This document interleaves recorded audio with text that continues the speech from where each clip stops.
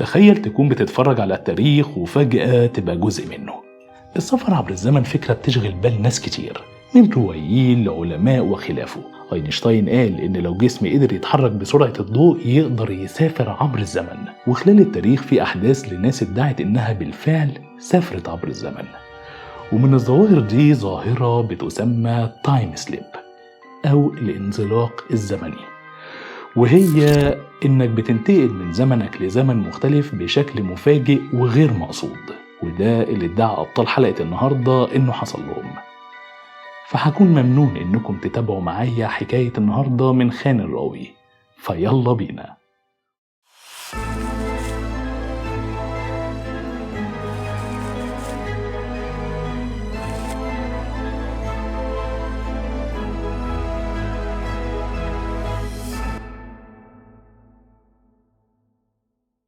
أهلا بيكم في حكاية جديدة من خان الراوي. طيب خلينا قبل ما نبتدي اليوم العجيب ده وحكاياته وأحداثه نتعرف على مين هم أبطال قصتنا. شارلوت موبرلي، ست ليها وزنها في المجتمع الإنجليزي، كانت كاتبة وأستاذة جامعية، ومش أي جامعة، دي كانت أول رئيسة لكلية سان هيوز من جامعة أكسفورد العريقة. يعني بنتكلم عن عقلية أكاديمية منظمة وباحثة من الطراز الأول. صاحبتها وزميلتها ونائبتها في الوقت ده، واللي كانت زميلة ليها في الرحلة اللي هتقوم بيها، هي إليانور جوردان، مدرسة شاطرة وبقت نظرة وبعدين بقت أستاذة جامعية، ولما موبرلي طلعت على المعاش بقت هي رئيسة الكلية. ست متعلمة ومثقفة وليها خبرة في الإدارة والفن والأدب كمان. يعني تاني بنتكلم عن اتنين تفكيرهم عملي ومنطقي، مش من النوع اللي بيصدق أي حاجة بيشوفها أو أي هلاوس أو بيدور على أن هو يكون ترند زي ما احنا بنقول دلوقتي. وركزوا في النقطة دي عشان هنحتاجها قدام. الحكاية بتبتدي سنة 1901. موبرلي وجوردين كانوا طالعين في أجازة لباريس، وزي أي حد بيسافر لباريس كان لازم يعملوا زيارة للتحفة المعمارية قصر فرساي. وقصر فرساي كان هو قلب فرنسا النابض في العصر الملكي، وشاف ذروة الملكية الفرنسية مع عصر لويس ال14 وال15 وال16، وزي ما شاف عزهم كمان شاف نهايتهم مع قيام الثورة الفرنسية وإعدام الملك لويس السادس عشر وزوجته الملكة ماري أنطوانيت بالمقصلة. فإحنا بنتكلم عن مكان مليان تاريخ ومليان أسرار. وهم جوه القصر بيتفرجوا قرروا ان هم ينفصلوا عن الفوج اللي كانوا معاه ويروحوا يتفرجوا على قصر صغير ملحق اسمه بيتي تريانو. ومشوا معايا المسميات الفرنسية انا مش ضالية فيها يعني. وده كان بيمثل الجناح الخاص بالملكة ماري أنطوانيت. بس لما راحوا للطريق الرئيسي اللي بيوصل بالقصر ده لقوه مقفول، ممكن يكون بسبب إصلاحات أو أيا كان. فبصوا في الخريطة اللي كانت معاهم ولقوا إن في طريق فرعي بيوصل برضه للقصر الصغير. وهنا بالظبط بدأت الرحلة تاخد مسار مختلف تماما. وهم ماشيين في الطريق الجانبي ده تاهوا ودخلوا حارة جانبية، ولكن هنا بدأ المكان شكله يختلف. المكان ما كانش متماشي مع الفخامة اللي كانت في الطرق التانية الملحقة بالقصر. حتى الهواء اللي كان حواليهم بدأوا يحسوا انه بقى تقيل وغريب.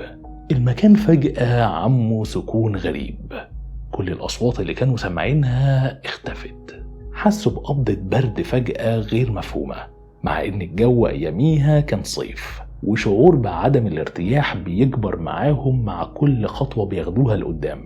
كأن المكان نفسه مش بيرحب بيهم، كأنهم دخلاء على مكان مش مكانهم أو زمن مش بتاعهم.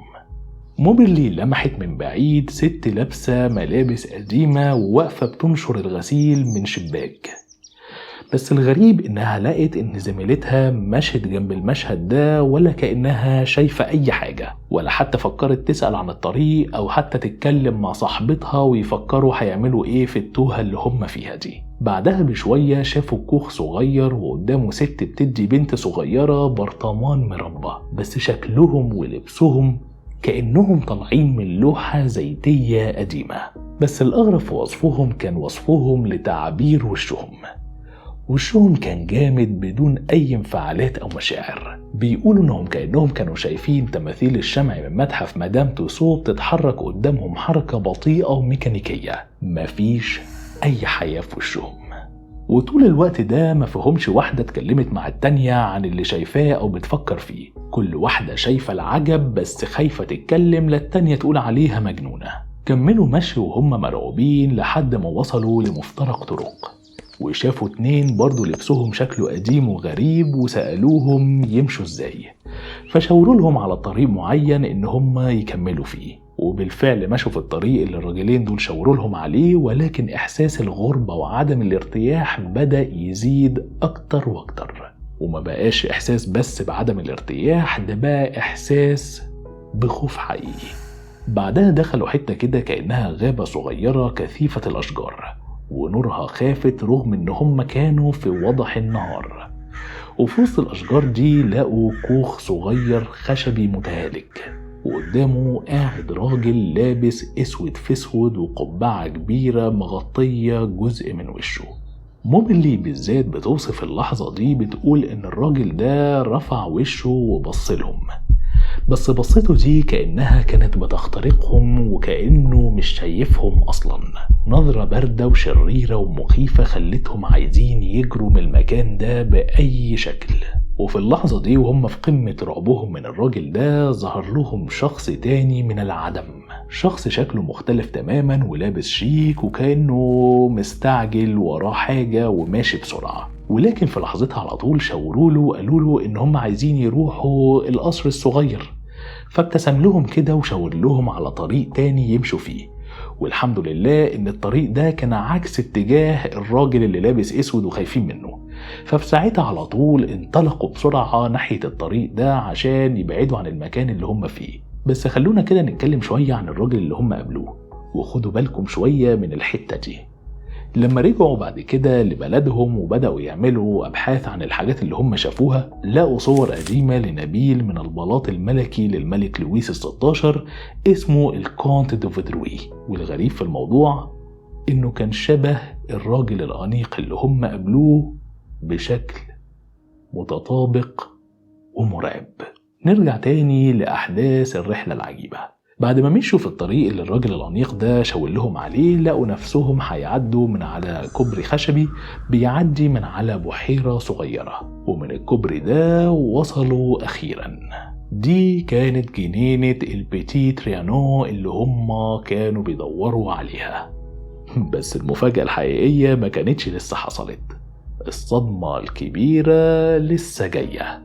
في وسط الحديقة الكبيرة اللي هم كانوا فيها لقوا ست قاعدة في منتصف الحديقة، واحدة قاعدة بترسم في سكتش وقصادها المناظر الطبيعية اللي هي شايفاها، لابسة فستان فاتح وقبعة كبيرة ومديهم ظهرها، شكلها من بعيد أرستقراطي جدا، لكن لبسها رغم ان هو شيك جدا ولكن يعتبر موضة قديمة. ولما قربوا مسافة خطوات الست دي لفت وراحت رفع راسها وبصت لهم، وهنا موبيلي وجوردين قلبهم كان هيقف.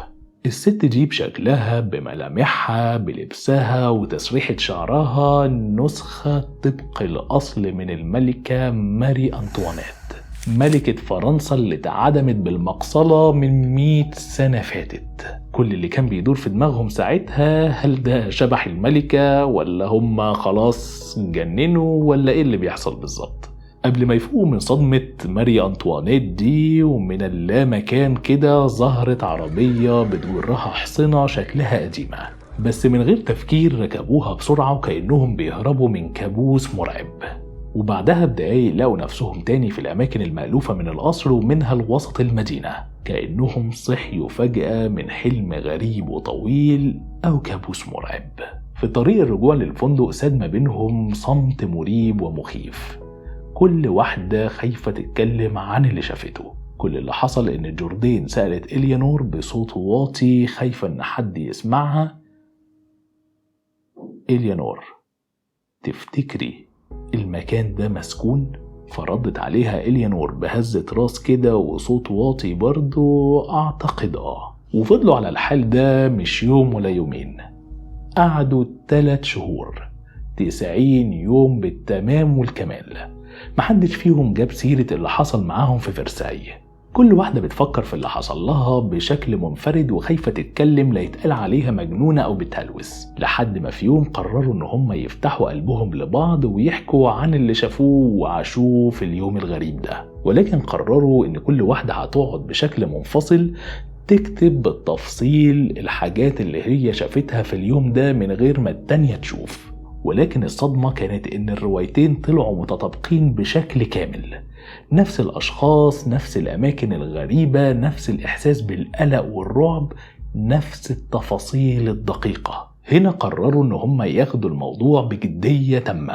أكيد ما كانوش بيهلوسوا هما الاتنين وما كانوش بيتخيلوا حاجات هما الاتنين في نفس الوقت. بدأوا رحلة من البحث والتنقيب في التاريخ الفرنسي وتاريخ قصر فرساي في الفترة دي من الزمن، فترة الملك لويس الستاشر ومراته ماري أنطوانيت. مسكوا كل تفصيلة شافوها وحسوها في اليوم ده وبدأوا يدوروا لها على أصل في كتب التاريخ والوثائق والخرائط القديمة، ولقوا حاجة غريبة جدا.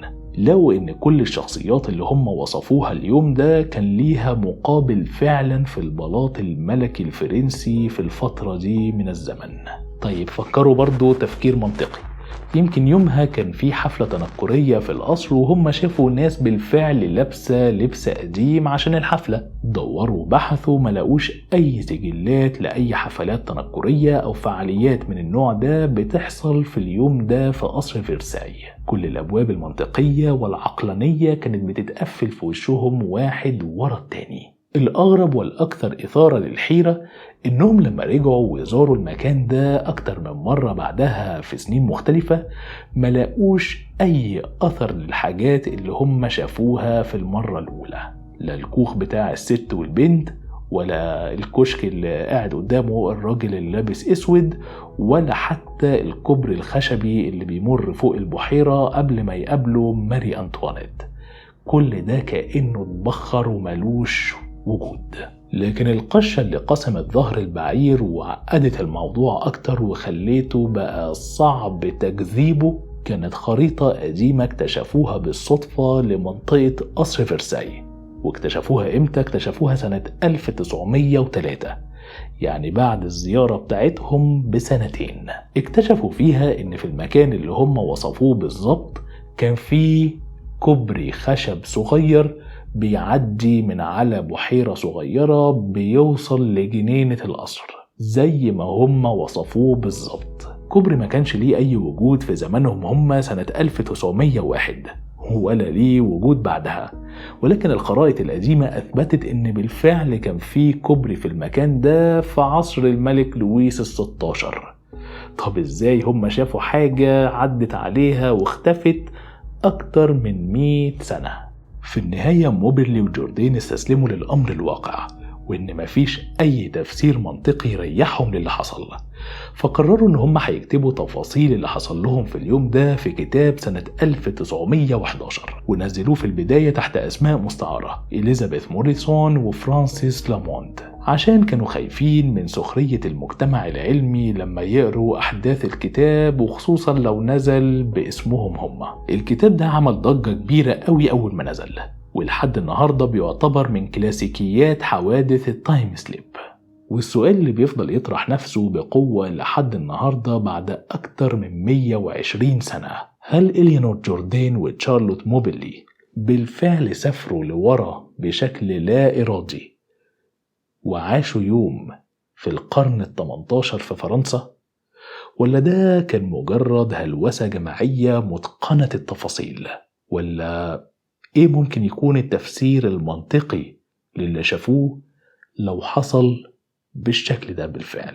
دي كانت حكايتنا النهاردة، أتمنى أسمع رأيكم وتفسيراتكم في التعليقات تحت. تفتكروا إيه اللي حصل لموبيلي وجوردين في قصر فرساي في اليوم ده؟ لو عجبتكم الحلقة ما تنسوش اللايك والشير والسبسكرايب عشان تعيشوا معانا كل الحكايات الممتعة اللي جاية. أشوفكم الحلقة الجاية، سلام.